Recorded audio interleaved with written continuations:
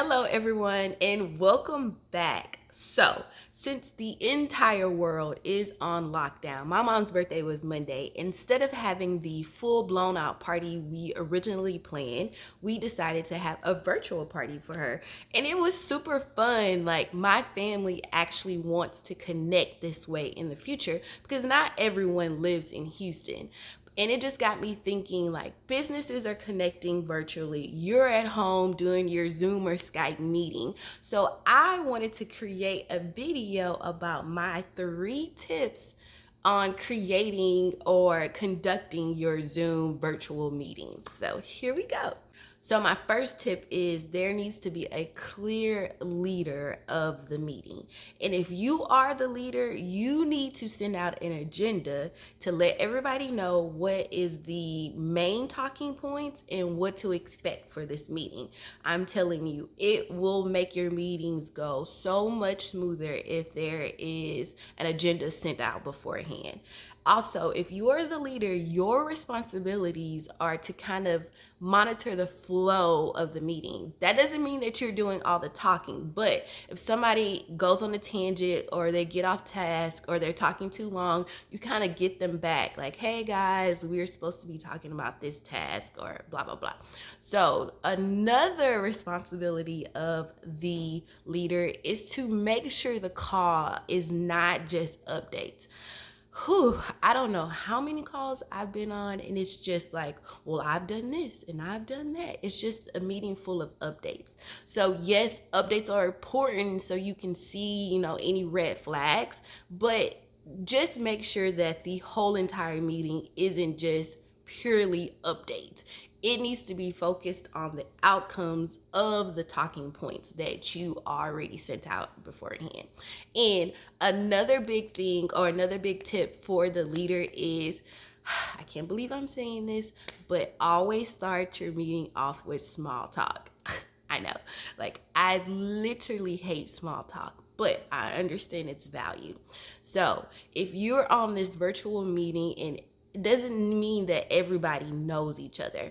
So the purpose of small talk is for everybody to get to know each other. And if you are working on a group activity together, you need to find a quick way to build trust. So that is the fastest way to build trust and allows everybody to get to know each other. So have some type of small talk going on before the meeting. Not too long, please, not too long, but it is important.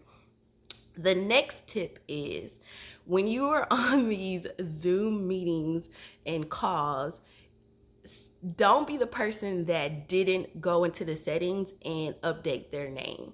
So this actually happened kind of to a group text message, and everybody doesn't have everybody's number, so it's like, who's 527?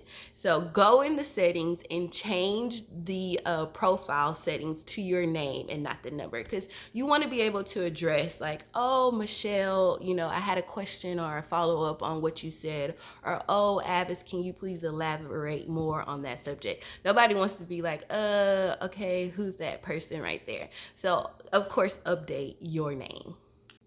So the last tip is actually the golden rule for my family, which is the loudest person always wins. So when you are on these conference calls or virtual calls, make sure you speak clear, you are close to the actual microphone, you are not speaking far away, you're not timid, and you use your performance voice, because you want to, of course, be heard or get your opinion across or vote for whatever you're talking about in your meeting. With that being said, the location is important. So do not take these virtual calls outside. The outside background noise is extremely loud. I know we have coworkers who could care less if you are on a conference call right now. So try to turn down their Paw Patrol or whatever they're listening to, or go to a room that is not so close to them. Bonus time. Okay, so camera quality. When you are doing your virtual calls, simply wipe off your camera or your computer. I mean, don't use your hand, use your shirt, use something. But wiping off your camera will increase the quality of your videos dramatically. Also, angles, angles. Guys, the rule of thumb is eye level. So have your camera or your computer eye level, not above, not below. Don't be super far away. Don't be extremely close, like eye level and just enough room above your head. Fill in the frame of the camera. That is so important. I'm so tired of seeing, I mean, it's not TMZ, but like people who are doing shows from their home or they're doing interviews and they're like super far away, or it's just like the quality is so bad.